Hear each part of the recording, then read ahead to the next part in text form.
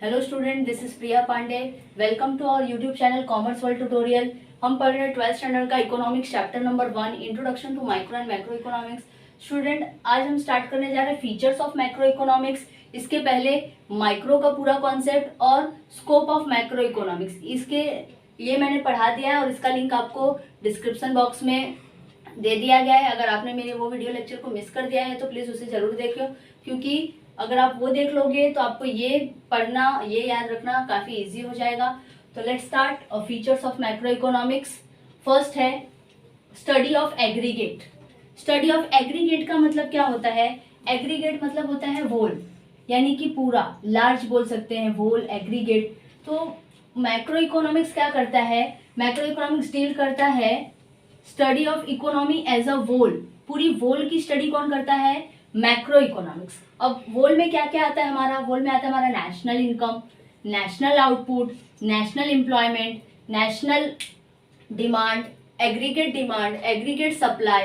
इस तरीके से आप पूरा लिख सकते हो। नेशनल या टोटल लिख के total demand, total supply, national income, national output. मतलब मैक्रो इकोनॉमिक्स क्या करता है? पूरे वोल की स्टडी करता है, यानी नेशन वाइड जो भी प्रॉब्लम है, अनएम्प्लॉयमेंट की, पॉवर्टी की, उन सब की स्टडी कौन करता है? Macro economics. नेक्स्ट है इनकम थियरी। ये आपको ऑब्जेक्टिव टाइप क्वेश्चन में आ सकता है, ट्रू फॉल्स में आ सकता है, क्योंकि माइक्रो इकोनॉमिक्स को हम बोलते हैं प्राइस थियरी और मैक्रो इकोनॉमिक्स को हम बोलते हैं इनकम थियरी। अब इसको इनकम थियरी क्यों कहा जाता है?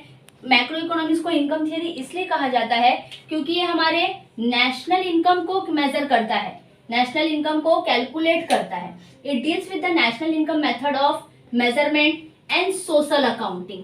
मेथड ऑफ मेजरमेंट यानी नेशनल इनकम से डील करता है, उसको मेजरमेंट करने का मेथड क्या है, और सोशल अकाउंटिंग क्या है। सोशल अकाउंटिंग मतलब बोल सकते हैं बैलेंस ऑफ पेमेंट, यानी गवर्नमेंट को क्या रिवेन्यू हो रहा है, क्या एक्सपेंस हो रहा है, क्या इनकम है, क्या एक्सपेंस है, इन सब से ये डील करता है। इसीलिए इसे क्या कहा जाता है? Income theory. It explain the causes of fluctuation in the national income. अब नेशनल इनकम में क्या फ्लक्चुएशन हो रहा है, उसको भी, जो हमारा इनकम है, किसी ईयर में वो इनकम हमारा ज्यादा होता है, किसी ईयर में हमारा इनकम कम होता है, तो वो इनकम क्यों फ्लक्चुएशन हो रहा है, क्या प्रॉब्लम है, उसको भी स्टडी करने का, उसके साथ डील करने का काम कौन करता है, हेल्प कौन करता है हमें?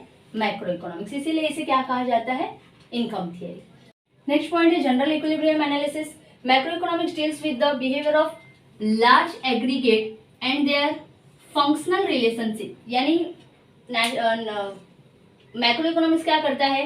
लार्ज एग्रीगेट्स लेवल पे नेशन वाइड के बिहेवियर की स्टडी करता है और उसके फंक्शनल रिलेशनशिप, यानी उनका दूसरी चीजों से क्या रिलेशनशिप है, क्या फंक्शंस है उनकी, क्या रिलेशंस है।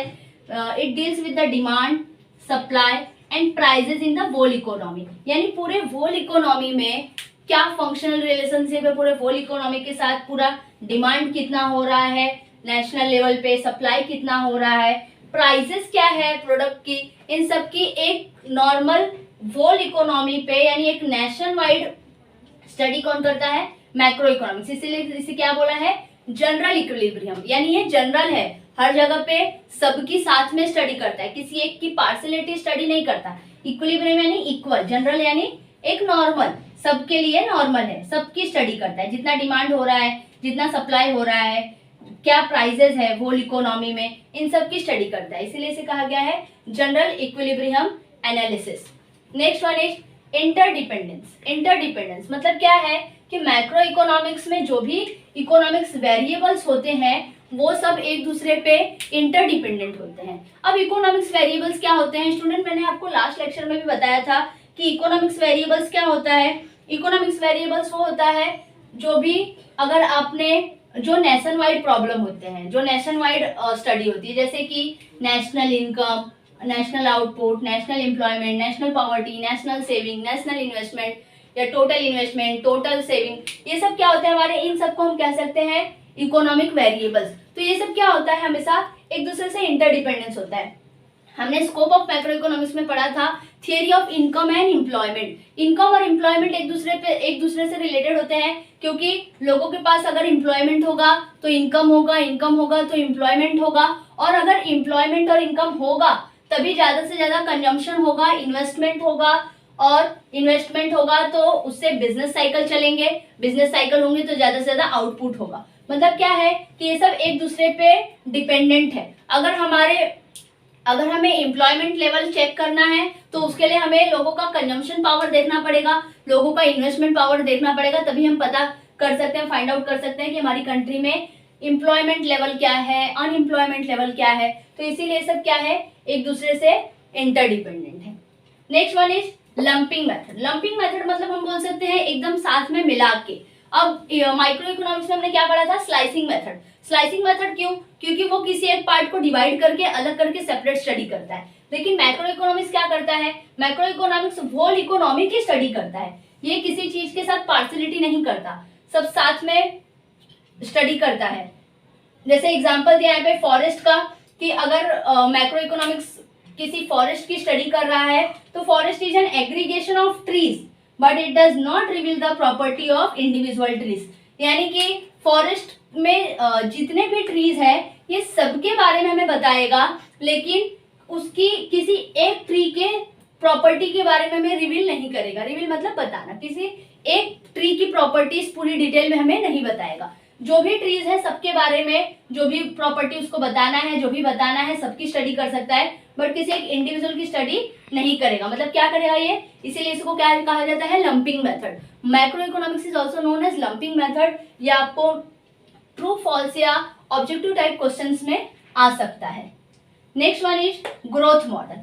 अब ग्रोथ मॉडल क्या है, ग्रोथ मॉडल ये है जो इकोनॉमिक ग्रोथ और डेवलपमेंट में अपना काफी कंट्रीब्यूट करता है। It studies the various factors that contribute to the economic growth and development. हमारे इकोनॉमिक को कैसे ग्रोथ और डेवलपमेंट करना है, उसको हम कैसे डेवलप कर सकते हैं, ग्रोथ मॉडल के हेल्प से।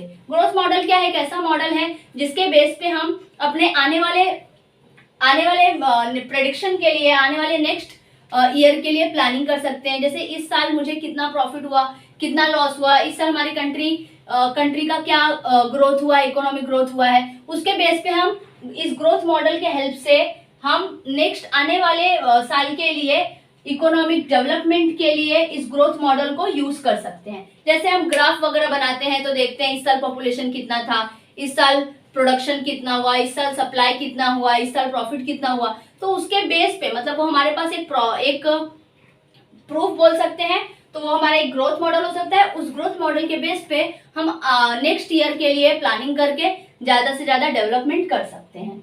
Next one is general price level. General price level का मतलब क्या होता है, एक एवरेज प्राइस, किसी भी गुड्स जो प्रोड्यूस हो रहा है हमारी इकोनॉमी में उसका एक एवरेज प्राइस होना चाहिए, यानी एक नॉर्मल प्राइस होना चाहिए। ना तो बहुत ज्यादा होना चाहिए और ना तो बहुत कम होना चाहिए। क्योंकि आपको पहले भी मैंने बताया था कि अगर हमारी एक माइंड सेट है कि अगर प्राइस बहुत ज्यादा है तो मतलब वो प्रोडक्ट बहुत ही अच्छी क्वालिटी का है, और अगर प्राइस बहुत कम है तो मतलब वो प्रोडक्ट काफी लो क्वालिटी का है। तो अगर हम प्राइस बहुत ज्यादा रखेंगे तो भी हमारी कंट्री को लॉस होगा, लोगों की परचेसिंग पावर डाउन हो जाएगी और नेशनल इनकम में प्रॉब्लम हो जाएगा। और अगर प्राइस बहुत कम हो जाती है तो भी प्रॉब्लम हो जाएगा, क्योंकि प्रोडक्शन तो उतना ही हो रहा है, सप्लाई भी उतना हो रहा है, बट उसके कंपेयर में इनकम कम हो रहा है। इसीलिए प्राइस एक एवरेज प्राइस होना चाहिए जिसमें किसी को भी लॉस ना हो, ना ज्यादा इन्फ्लेशन हो और ना ज्यादा डिफ्लेशन हो।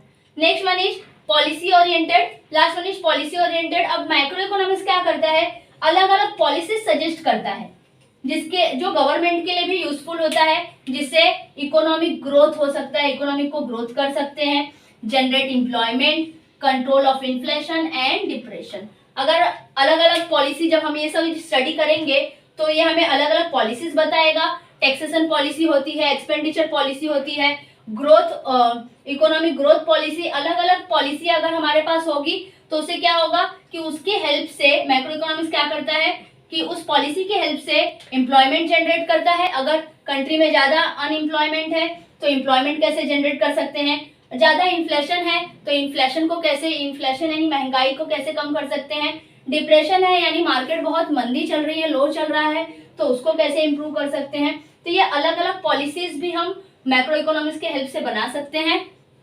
मैक्रो इकोनॉमिक्स हमें अलग अलग पॉलिसी सजेस्ट करता है जिसके बेस पे हम अपनी कंट्री का इकोनॉमिक ग्रोथ कर सकते हैं। आई होप कि आपको ये क्वेश्चन समझ में आया होगा। इसके बाद हम पढ़ेंगे इम्पोर्टेंस ऑफ मैक्रो इकोनॉमिक्स। बाकी के लिंक जो है आपको वीडियो आपको मेरे डिस्क्रिप्शन बॉक्स में मिल जाएंगे। Thank you.